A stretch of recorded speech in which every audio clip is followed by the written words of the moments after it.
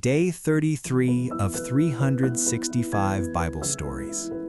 Later that day, Jacob saw Esau coming toward him with hundreds of men behind him. Quickly, Jacob said to the children, "Go to your mothers."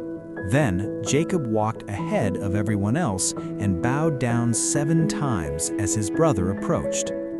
Jacob watched as Esau ran toward him, but instead of attacking, Esau embraced him and kissed him.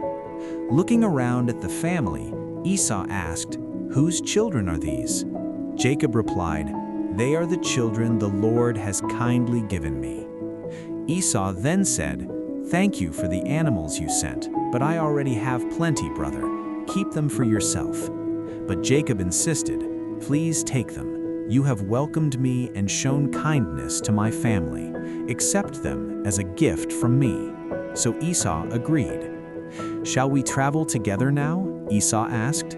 Jacob answered, "My children and animals need to move slowly, and traveling is hard for them. Please go on ahead, and we will meet again." So Esau returned home, while Jacob and his family camped at a place called Succoths. There, Jacob built a house for his family and shelters for his animals. Join me tomorrow as we continue this journey through the Bible.